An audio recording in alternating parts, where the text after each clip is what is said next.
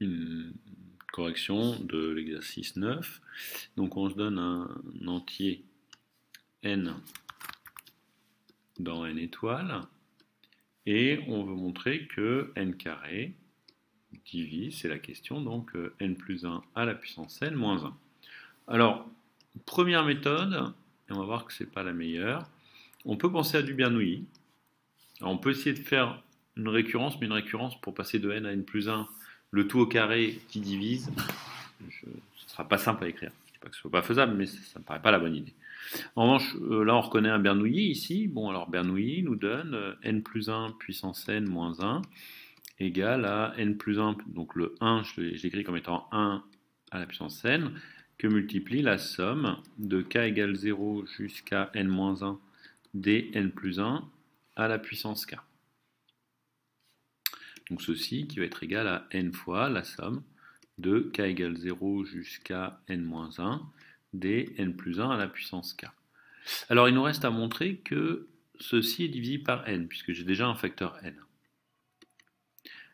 Alors, pour montrer que ceci est divisible par n, on peut, je vous invite à le faire, je vous accompagne un morceau de chemin, développer un binôme de Newton à chaque fois, donc de L égale 0 jusqu'à K, des n parmi K, n puissance L, L parmi K, pardon, que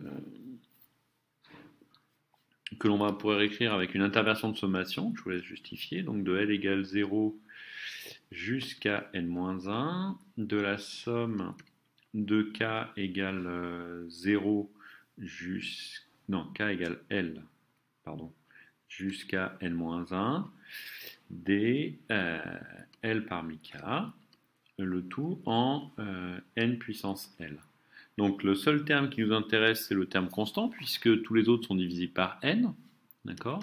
Donc ceci pour L égale 0 nous donne la somme de k égale L jusqu'à n-1 des k égale 0, pardon, jusqu'à n-1 des 0 parmi k, plus que des termes, donc pour L plus grand que 1, de un certain facteur fois n puissance L.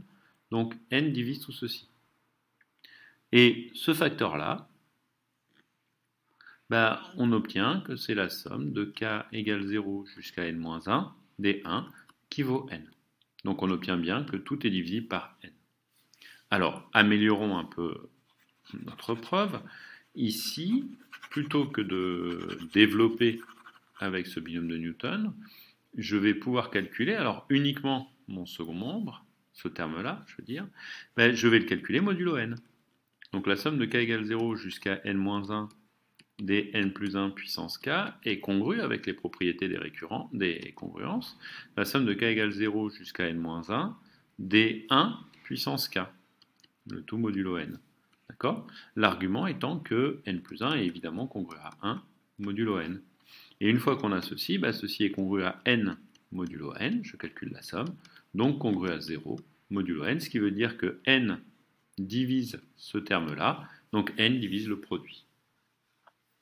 Donc voilà pour la première méthode par Bernoulli. Une seconde méthode.